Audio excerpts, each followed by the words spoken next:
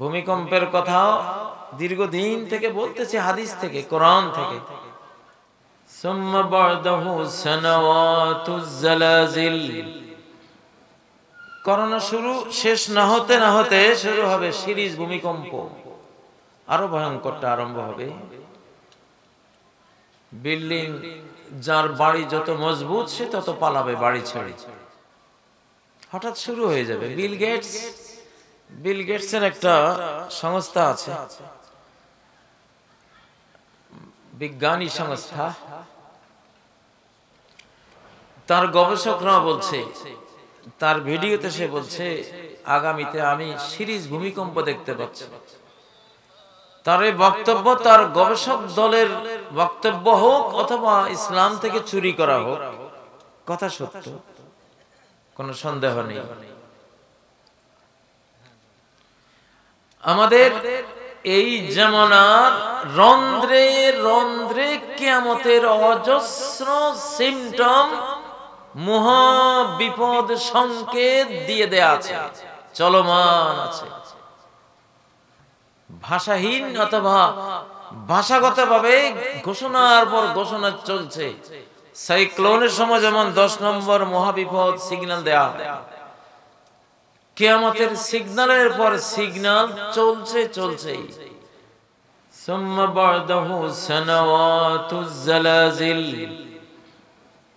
Corona শুরু, শেষ না হতে না হতে শুরু হবে সিরিজ ভূমিকম্প। আরো ভয়ঙ্করটা আরম্ভ হবে। বিল্ডিং, যার বাড়ি যত মজবুত সে তত পালাবে বাড়ি ছেড়ে। মানুষ তাঁবুর নিচে, হালকা পাতলা ঘরের নিচে থাকবে। বিল্ডিং গুলো পরিত্যক্ত হয়ে যাবে। এক সময় মহামারী নিয়ে বক্তব্য দিতাম, মানুষ মনে করতো কবে হবে, কোন সময় হবে, বলতে বলতে হয়ে তো গেল। কিন্তু বুঝনেওয়ালারা বুঝে, যারা বুঝে না তারা বুঝে না।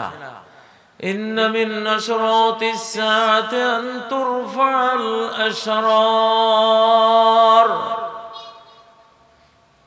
কিয়ামত শুরু হয়েছে কিনা, কিয়ামত একেবারে ঘনিয়েছে কিনা, এটা যদি বুঝতে চাও, তোমার দুনয়নে, তোমার অন্তর নয়নে সমাজ, বিশ্ব সমাজকে দেখবে। যদি দেখো যে যত খারাপ লোক তার পাওয়ার তত বেশি, যে যত দুশ্চরিত্র সে তত গোলাপের মতো, ফুলের মতো চরিত্র।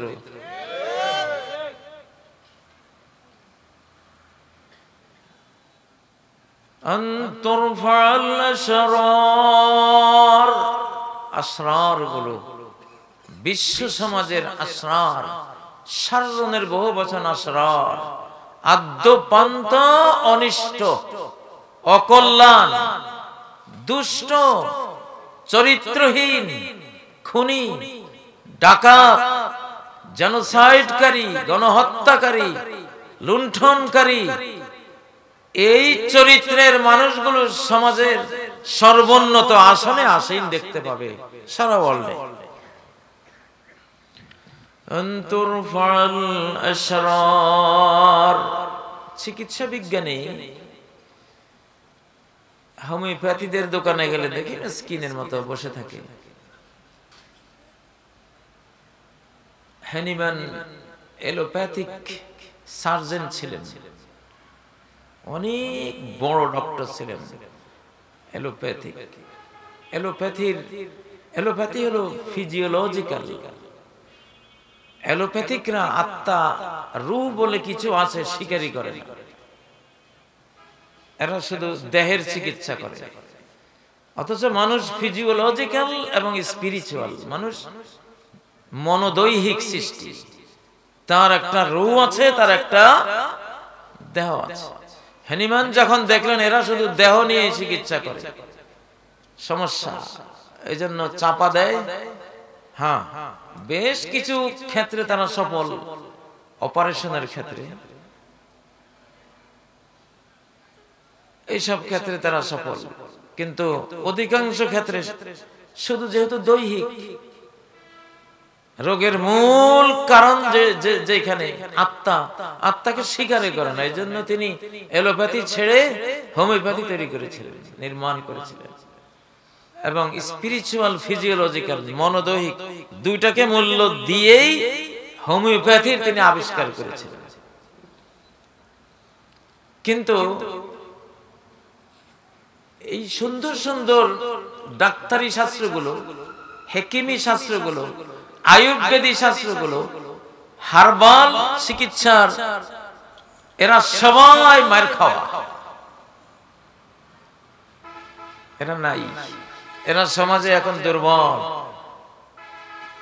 কিন্তু এমন একটা মেডিকেল সায়েন্স বা শাস্ত্র গোটা বিশ্বের উপরে জেকে বসেছে, তাদের এই জেকে বসা দেখে আমি বুঝি, যেহেতু নবীজির হাদিস তুরফাল আসরার, যার মধ্যে মন্দের পরিমাণ যত বেশি তার পাওয়ার তত বেশি হবে, তার জৌলুস তত বেশি হবে, তার বিস্তৃতি তত বেশি হবে। এই জন্য এই যুগের যেই কোনো জৌলুসওয়ালা, খুব রংঢংওয়ালা, খুব চালু মাল, খুব চলছে, খুব ভাইরাল, খুব কাটতে যাচ্ছে, নির্বিঘ্নে চলছে, বাধাহীন, জয় জয়কার হচ্ছে, এরকম যে কোনো জিনিস দেখলেই মনে একটু খটকা লাগে।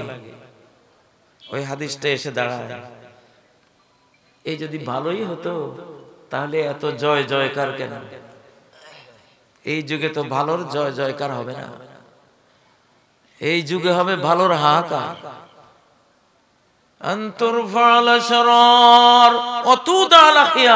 যেটা ভালো হবে, মানুষ ভালো হবে, ওরা চাপা পড়ে যাবে, পতন হয়ে যাবে, পতন হয়ে যাবে। আর যেগুলো মন্দ এগুলো কি বেশি উঠবে। এই জন্য বেশি ওঠা জিনিস দেখলেই একটু সন্দেহ করবে। বিশ্ব সমাজে এখন খুব চালু মাল, উনি সর্বত্র গ্রহণযোগ্য। সমস্যা আছে, কি আছে? কারণ এই যুগে তো এটা হবে না, এই যুগে এটা হবে না। এই জন্য বলছি, যে কোনো জিনিস খুব বেশি একেবারে সারা ওয়ার্ল্ডে এটা গ্রহণযোগ্য হয়ে গেছে, স্বীকৃত হয়ে যাচ্ছে, রাষ্ট্রীয়ভাবে, বৈশ্বিকভাবে, ইন্টারন্যাশনাল ভাবে সবাই গুণগান করছে, আমি সন্দেহ করতে হবে এর মধ্যে মন্দ থাকবে। না হলে এত ঊর্ধ্বে উঠে কি করে? ভালোরা তো এখন মার খাবে, ভালোরা এখন পরাস্ত হবে, ভালোরা এখন ফাঁসির রশিতে ঝুলবে, ভালোরা এখন পালাবে, ভালোরা এখন মিন শাহিকিন ইলা শাহিক, এক পাহাড় চূড়া থেকে আরেক পাহাড় চূড়ায় দাপিয়ে পালিয়ে বেড়াবে, জীবন নিয়ে বেড়াবে। একটা মূলনীতি দিয়ে গেলাম, যেটা খুব কাটতি, খুব শক্তি, খুব পাওয়ার, খুব মজে আছে, সেই রকম ভাইরাল, সেই রকম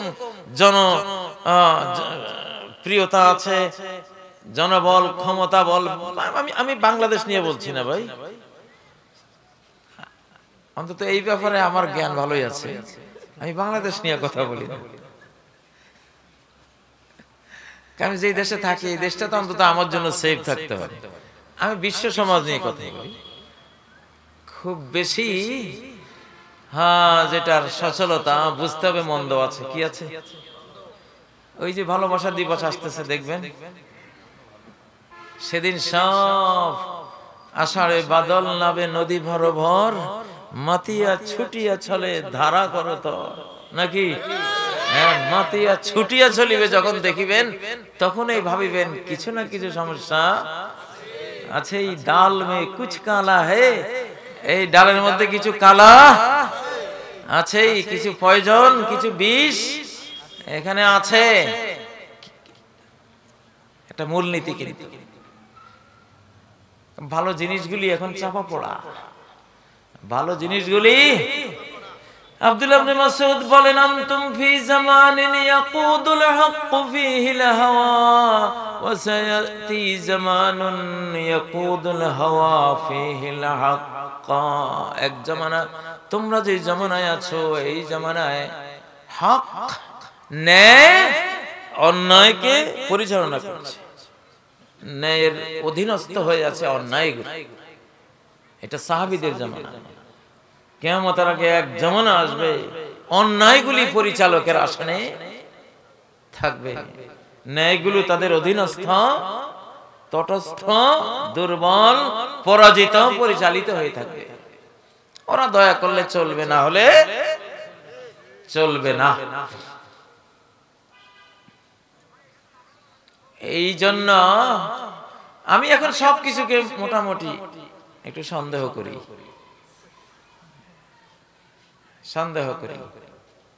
সন্দেহ করতেই হবে। করোনা ভাইরাস নিয়েই তো সন্দেহ। এটা কি ষড়যন্ত্র? না, এটা আল্লাহর আযাব। না, 50-50 ষড়যন্ত্র হতে পারে, 50% সম্ভাবনা আছে। পরাশক্তিরা বলছে বায়োলজিক্যাল বিশ্বযুদ্ধ হতে পারে। এর ভ্যাকসিন নিয়ে কত তামাশা বিশ্বব্যাপী চলছে। সম্ভবত ব্রাজিলে ভ্যাকসিন নিয়ে 12 জন মারা গেল শুনলাম। কোথাও ভয়াবহ রোগ ব্যাধিতে আক্রান্ত হলো। একটা ভ্যাকসিন, যথার্থ ভ্যাকসিন তৈরি হতে 24-25 বছর লাগে। ওল্ড জেনারেশনের ভ্যাকসিন গুলো, বসন্তের ভ্যাকসিন, কলেরার ভ্যাকসিন, পোলিও ভ্যাকসিন, এগুলো আমাদের বয়সী ওল্ড জেনারেশন। এগুলো অনেক পরীক্ষা নিরীক্ষার বৈতরণী পার হয়ে হয়ে হয়ে মোটামুটি একটা স্টেজে এগুলো আসছে। তারপরে ওগুলো নিয়েও কথা যে আফ্রিকা মহাদেশে পোলিও ভ্যাকসিন দিয়ে এইডস মহামারী ছড়িয়ে দিয়েছে। 100% আমি নিশ্চিত, কারণ এটা হয়েছে। আমার কাছে বহু দলিল প্রমাণ রেডি আছে। বন্ধুরা তো অনেকে দলিল জানতে চায়, এজন্য দলিলের কথা বলে দিলাম। এটা আছে। এখন নিউ জেনারেশন ভ্যাকসিন মাত্র এখন বিভিন্ন জনে পরীক্ষা করছে। করোনা ভাইরাস তো রূপ পাল্টায়, শুধু রূপ পাল্টায়। আপনি আজকে করোনার যে ওষুধটা দিচ্ছেন ভ্যাকসিন, আগামীকাল এটা তো নাই, এটা আরেকটা হয়ে গেছে, তারপর আরেকটা হয়ে যাচ্ছে। এজন্য আমরা যাতে গিনিফিগ না হই, আমাদের সরকারের বিশাল দায়িত্ব, আমাদের স্পেশালিস্ট সায়েন্টিস্ট ডক্টর সাহেবদের অনেক বড় দায়িত্ব, আমরা যাতে গিনিফিগ না হই কারো দ্বারা। গিনিফিগ বুঝেন তো, কোন ঔষধ আবিষ্কার করে এটা ক্ষতিকর না লাভজনক, আগে ইঁদুরের উপরে প্রয়োগ করে, মরলে ইঁদুর মরুক। ইঁদুর যদি বাঁচে তাহলে বোঝা যাবে মানুষও হয়তো বাঁচতে পারে, আর ইঁদুর যদি মারা যায় তাহলে আশঙ্কা আছে। বিশ্বে এমন মানুষ আছে যারা তৃতীয় বিশ্বের দরিদ্রদেরকে ইঁদুর মনে করে, গিনিপিগ। জেনোসাইডের অনেক ইতিহাস পৃথিবীতে ঘটছে। এই জন্য এটা কোনো দোষ না যে ভাবিয়া করিও কাজ, করিয়া ভাবিও না।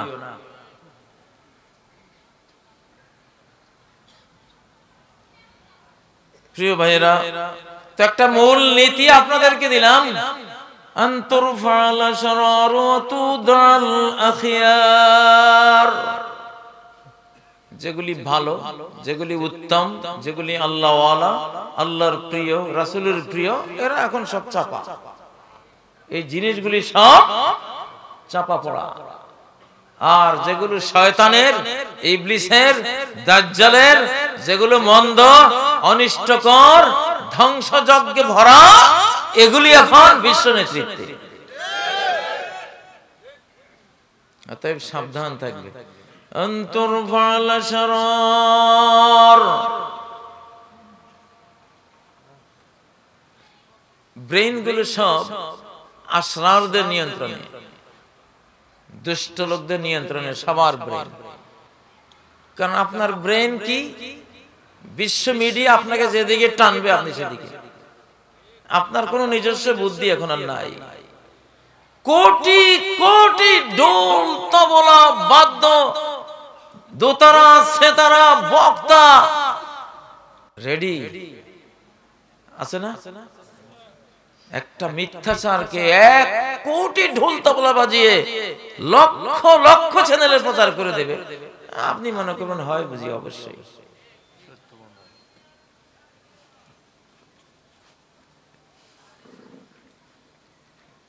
টিভিতে মিথ্যা কথা বলে, আস্তাগফিরুল্লাহ, এটা বিশ্বাস করতেই তো কোটি কোটি মানুষের সমস্যা। টিভি আবার মিথ্যা কথা বলে, রেডিও সংবাদ আবার মিছা হয়, লেখা বইতে লেখা আছে, আমি নিজে পড়েছি, ওই লেখা আবার মিছা হয়।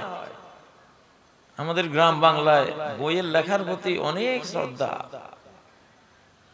আরবি লেখা দেখলে চুমা খাই আমরা, এটা বাস্তব, আমাদের ধর্মীয় অনুভূতির কারণে করি। আমরা আরবি দেখলেই ভাবি কোরআনের কথাই আছে, হাদিসের কথাই আছে, নবীর নাম আল্লাহর নামে আছে। একজন আরবি একটা কাগজ তুলে চুমা খাচ্ছে, ওখানে আরবি সিনেমা হলের গায়িকার শয়তানি বান্দরামের বিবরণ, সে চুমা খাচ্ছে, সে সওয়াব পাবে। ইন্নামাল আমালু বিন্নিয়াত। না, আমরা তো হলো ছাপার অক্ষরে লেখা হয়ে গেলেই এটা কি আর ভুল হয়? ছাপিয়ে দিলেই আমাদের কাছে বিরাট গ্রহণযোগ্যতা পেয়ে যায়।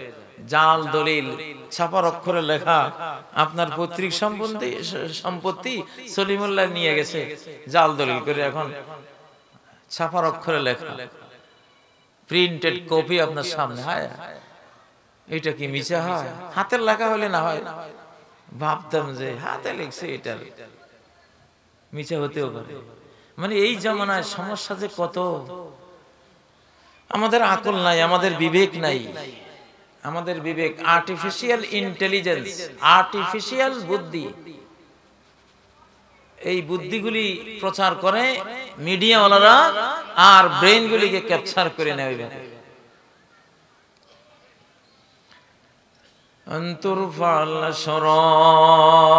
সমস্ত আসরার, সমস্ত স্বর এখন মজে আছে। ধরুন পরিবার আর প্রেম, বৈবাহিক জীবন আর অবৈধ প্রেম, এখন বিশ্ব সমাজে বিবাহ বন্ধন এখন চাপা পড়া, দুর্বল দুর্বল যায় যায় অবস্থা। কিন্তু 1 কোটি নিউ জেনারেশনের যুবক যুবতীর মধ্যে আমার মনে হয় 1 কোটিতে 99,90,000 95,000ই আপনি দেখবেন অবৈধ প্রেমের সাথে জড়ানো। ঠিক নয় কি? অতএব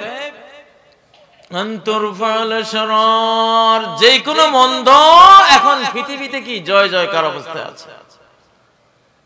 এটাই তো কিয়ামত। ভালো হেরে যাবে, মন্দ উঠে যাবে, মানে চেঞ্জ হয়ে যাবে পৃথিবীটা, কি চেঞ্জ হয়ে যাবে। ভাইয়েরা, সর্বাঙ্গে ব্যথা, ওষুধ দেব কোথা?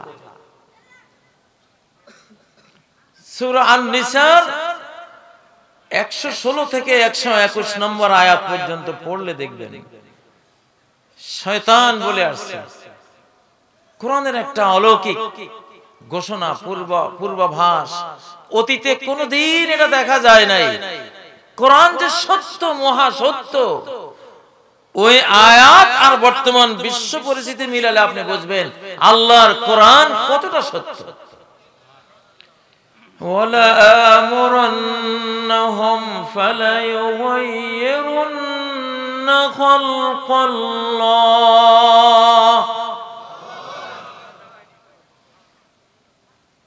আমি ওরকম কারি না যে আপনারা আমার কেরা শুনে তাকবীর দিবেন। কোরআন শুনলে চোখের পানি আসতে হয়। কোরআন কোথাও বলে নাই যে আমি তেলাওয়াতকৃত হলে মানুষ চিৎকার দেবে, তাকবীর দিবে না। তাকশাইরু জুলুদুহুম, কোরআনের তেলাওয়াত শুনলে তার ভেতরের ঈমান এই তেলাওয়াতকে রিসিভ করেছে কিনা, কোরআন তার হৃদয় মূলে গিয়ে স্থান করতে পেরেছে কিনা, আল্লাহর ভয় তার অন্তরে গিয়েছে কিনা, এর সিম্পটম হবে তাকশাইরু জুলুদুহুম, তার পশম খাড়া হয়ে যাবে, সাইলেন্ট কিন্তু পশম খাড়া হয়ে যাবে। একশেরা মানুষ হৃদয়ের গভীরে কোনো জিনিস অনুভব করলে তার গা শিউরে ওঠে, এক নম্বর। দুই নম্বর হলো তাফিদু আয়ুনুহুম তারা আয়ুনুহুম তাফিদু মিনাদ দাম'i, দেখবা তাদের চক্ষুগুলো বানের মতো ভেসে যাচ্ছে, কোরআন শুনে চোখের পানিতে তারা ভেসে যাচ্ছে। আল্লাহু আকবার। সাহাবায়ে কেরামদের হাল এগুলি ছিল। আজকাল তেলাওয়াতকারী হিসেবে শুনলে এটা আপনাদের দোষ না, এটা আরব জাহানের অনেকেরা, মিশরের অনেকে আর অন্যান্য দেশে আল্লাহু আকবার বলে চিৎকার দেশে, কিন্তু গায়ের শিহরণ নেই, হৃদয়ের ভয় নেই, চোখের পানি নেই। কি হবে এটা দিয়ে? আর্টিফিশিয়াল, সব জিনিসের মধ্যে আর্টিফিশিয়াল, সেটা আমরা চাই না। হৃদয়ের গভীরে কোরআন যাক, এটা চাই, ঠিক না? কারা কারা চান? আলহামদুলিল্লাহ। আল্লাহর কোরআন, এই কোরআন যে পড়বে সে নিজেকে খুঁজে পাবে, সে নিজেকে বুঝবে, আমি কি, কোত্থেকে এসেছি, কোথায় যাব, করণীয় কি, আমার বন্ধুকে, আমার শত্রুকে। আপনি নিজেকে চিনবেন না যদি কোরআন না পড়েন, নিজের কোন পরিচয় আপনি পাবেন না যদি কোরআন না পড়েন। আপনার রবকে, আপনার স্রষ্টাকে, আপনার মাবুদকে সেজদা কাকে দিতে হবে, জ্ঞান কার কাছে চাইতে হবে, সন্তান কোথায় কামনা করতে হবে, বিজয় কার কাছে আরাধনা করতে হবে, আপনার ইবাদত কাকে দিতে হবে, কিছুই জানবেন না যদি কোরআন না পড়েন। আপনি কোরআনেই বিশ্বজাহানের মাবুদকে খুঁজে পাবেন, কোরআনেই আপনি আপনাকেও খুঁজে পাবেন। আপনি কে, আপনার পাওয়ার কি, কখন আপনি বিশাল সুপার পাওয়ার, কখন? ইন্নাকা তাকুনু ফি কিম্মাতিল কুওয়া ইযা কুনতা বিগাইরি কুওয়া ইল্লা বিল্লাহ, যখন আপনি মনে করবেন আমার আল্লাহ ছাড়া আমার কোনো শক্তি নেই, তখন আপনি সুপার পাওয়ার। আমার কোনো ক্ষমতা নেই, আমার কোনো জ্ঞান নেই, আমার কোনো সম্পদ নাই, আমার সম্পদ একমাত্র আল্লাহ। আমার কোনো জ্ঞানের আধার নেই, আমার জ্ঞানের আধার একমাত্র আল্লাহ। আমার জীবন নেই, আমার জীবন আমার আল্লাহ। তাকে আমি স্বীকার করলে আমি জীবিত, অস্বীকার করলে আমি মৃত। মানুষ তখনই সর্বাধিক শক্তিমান থাকে যখন নিজেকে সে শক্তিহীন মনে করে আল্লাহ ছাড়া। আল্লাহ ছাড়া আমার কোন শক্তি নাই। আল্লাহ নবী বলেন, আল্লাহুম্মা ইন্নী আবরাউ ইলাইকা মিন হাওলি ওয়া কুওয়াতি ওয়া আলজাউ ইলা হাওলিকা ওয়া কুওয়াতিক। আল্লাহ, আমি আমার শক্তি সামর্থ্য থেকে আপনার পানা চাই, আপনার আশ্রয় চাই, আপনার শক্তির কাছে, সামর্থ্যের কাছে আমি আশ্রয় গ্রহণ করি, আমার কিছু নাই। আল্লাহু আকবার। মানুষ যখন কোরআন পড়ে তখন এই জ্ঞানগুলো সে লাভ করে, এই জ্ঞানগুলো সে প্রাপ্ত হয়। এজন্য কোরআনকে মনের গভীরে নিতে হবে। মনের গভীরে গেলেই চোখের পানি আসবে, গা শিউরে উঠবে, ভয় আসবে। কোরআন যা নির্দেশ দেয় সেটা আপনি পালন করতে পারবেন, নিজেকেও চিনবেন।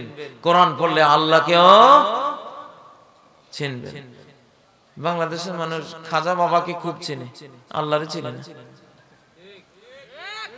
কিভাবে বলে খাজা বাবার দরবারে কেউ ফিরে না? কিভাবে বলে?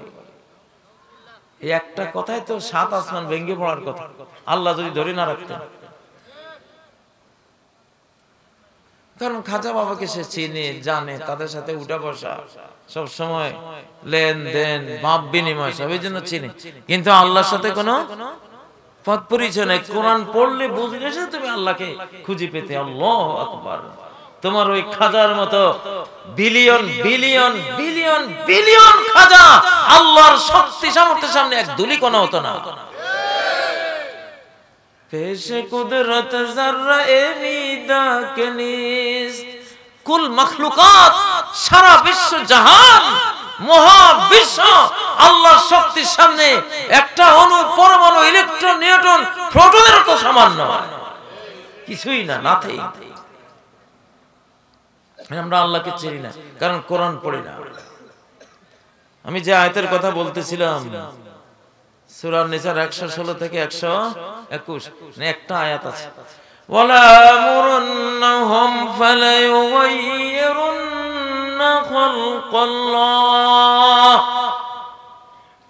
কত হাজার বছর আগে আদম আলাইহিস সালামের উপরে হিংসা করে শয়তান তাকে সিজদা দিল না, আল্লাহ তাকে বহিষ্কার করলেন। ওই সময় সে কসম করে বলল, আল্লাহ আমি অবশ্যই এই আদমের ছেলে মেয়েদেরকে অর্ডার দিয়ে আল্লাহর সৃষ্টিকে আমি পরিবর্তন করাবো।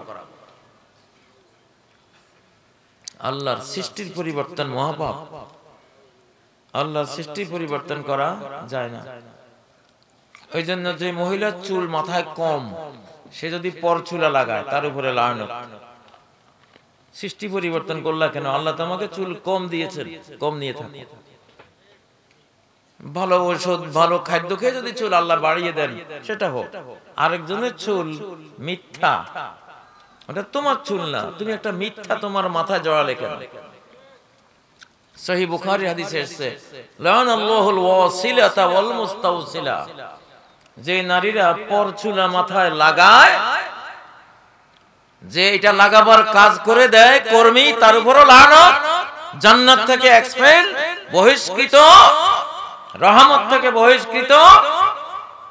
ওয়াল মুস্তাওসিলা, যেই নারী বলে আসো আমার মাথায় চুল কম একটু লাগিয়ে দাও, এর উপরও আল্লাহ লানত। কারণ আল্লাহ সৃষ্টি পরিবর্তন করে ফেলছে। ওয়ান্নামিসাতি ওয়াল মুতানাম্মিসাত, চোখের উপরে ভ্রু অনেক মহিলারা চিকন করে, আল্লাহ একটু মোটা দিয়েছেন, মোটায় থাকে, চিকন করতে পারবে না। চোখের উপরে আল্লাহ বেড়ি বাঁধ দিয়েছেন, ডাইরেক্ট ঘাম বৃষ্টির পানি যাতে সরাসরি চোখে না ঢোকে, এটা বেড়ি বাঁধ, যার জন্য যেমন বাঁধটা লাগবে আল্লাহ সেটাই তো দিয়েছেন। তুমি কাটবে না, সৃষ্টি চেঞ্জ করবে না, লানত। ওয়াল মুতাফাল্লিজাতি লিল হুসনিল মুগায়্যিরাতি খালকাল্লাহ, কাউকে আল্লাহ দাঁত একটু মোটা দিয়েছেন, সেটাকে ঘষে ঘষে চিকন বানায়, দাঁতকে সুন্দর বানায়, তারপরে লানত, মোটা দাঁত মোটাই থাকে। আল্লাহ তোমার জন্য ফ্যাশন সুন্দর মনে করেছেন, এইটাই তোমার ফ্যাশন। মোটা দাঁত চিকন করা, নবীজি বলছেন আল মুগায়্যিরাতি খালকাল্লাহ, এরা আল্লাহর সৃষ্টিকে তাগয়ীর করে দিল, চেঞ্জ করে দিল, বদলে দিল, এদের উপর আল্লাহ লানত। আচ্ছা, মোটা একটা দাঁত চিকন করে ফেললে কি হলো? আল্লাহর সৃষ্টি কি হলো? চেঞ্জ হলো, পরিবর্তন হলো, এইটা লানতযোগ্য অপরাধ। এখন আধা কেজির মুরগি যে আমরা 5 কেজি বানাই ফেললাম, এটা কি? এগুলি ইবলিসি প্রজেক্ট, ইবলিসি প্রজেক্ট। 15 দিনে এই মোটা, ঘরে ঘরে ক্যান্সার, ঘরে ঘরে ক্যান্সার, বিশৃঙ্খল কোষ বিভাজন করিয়ে এসব আর্টিফিশিয়াল খাদ্য তৈরি করা হয়, অখাদ্য, অখাদ্য। ফালা ইউগায়্যিরুন্না খালকাল্লাহ, ঢাকা শহরে বহু শিশু আছে মাছ খায় না, নদীর কূলে বিলের ধারে নিয়ে আল্লাহর মাছগুলি খাওয়ালে মাছ ছাড়া আর কিছু খায় না। ওখানে মাছ খায় না, সব চাষের মাছ, রুপি ও মাছ, ওগুলো মাছ না। ওলামায়ে কিরাম আল্লাহর এই আয়াতকে আপনারা ভালো করে ধরেন। একটা মোটা দাঁত চিকন করেছে, আল্লাহ লানত দিয়েছে, এটা আমার সৃষ্টিকে তুমি চেঞ্জ করলা। আর যে গোটা গরুটাকে চেঞ্জ করে দিলা, গোটা মুরগিটাকে চেঞ্জ করে দিলা, গোটা মাছটাকে চেঞ্জ করে দিলা, এতটুকু শসা এই মোটা এই বড় করে দিলা, ঠিক নয় কি? ছোট্ট ছোট্ট দেশি গরু কত সুস্বাদু, কত উপকারী ফ্লেভার, বিশ্বের সেরা স্বাদের, ঠিক নয় কি? এই মোটা ইয়া বড় করে দিলা। একটা চিকন দাঁত মোটা বা মোটা দাঁত চিকন করলে যদি আল্লাহ লানত আসে, আল্লাহর সৃষ্টির চেঞ্জ তুমি করলা, কেন করলা? লা তাবদীলা লিখালকিল্লাহ, সূরা রুমের 30 নম্বর আয়াত। আল্লাহর সৃষ্টির কোনো পরিবর্তন নাই, করতে পারবা না, কেন করলা?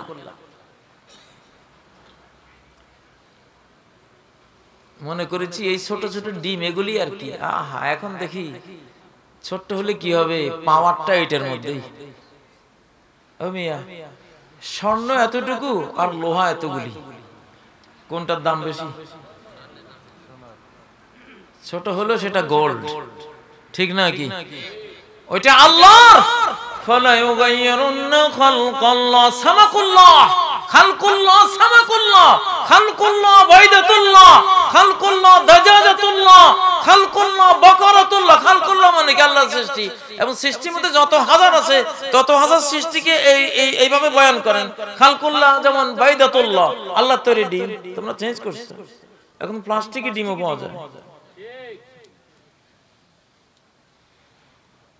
কিয়ামতের আগে হবে, 1450 বছর আগে কোরআন যখন এটা বলে, তখন কেউ এটা চিন্তাই করে নাই যে এত ভয়ঙ্কর রূপে শয়তান কিয়ামতের আগে সব চেঞ্জ করে দেবে, সব চেঞ্জ করে দেবে।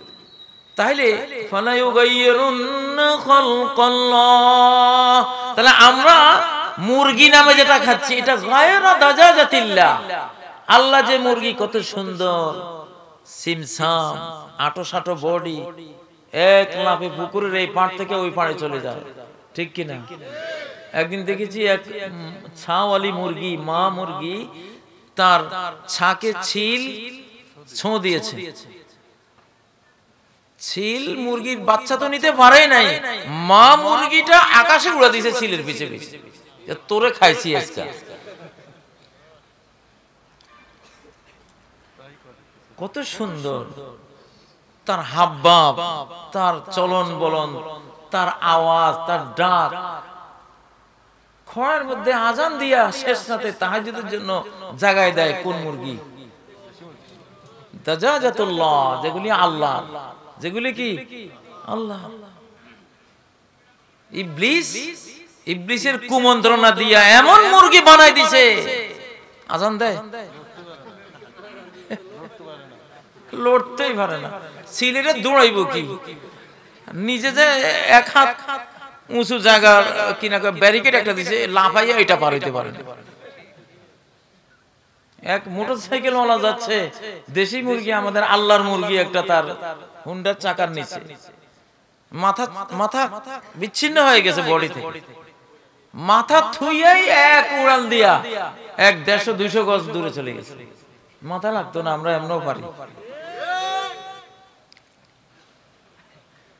খালকুল্লাহ, হাযা খালকুল্লাহ, আমাদের রহমান রহিম, যিনি আমাদের স্নেহ করেন, আমাদের সাথে ব্যবসা করেন না, আমাদেরকে মুরগি খাওয়াইয়া প্রফিট চান না, ঠিক না কি?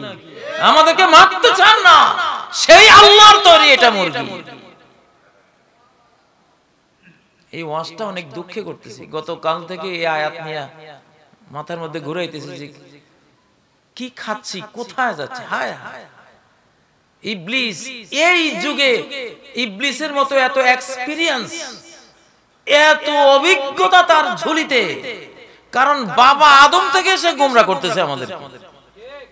কাকে কেমনে গোমরা করতে হবে, পাছাড়তে হবে, বোতলজাই করতে হবে, কোটি কোটি তার কাছে এক্সপেরিয়েন্স।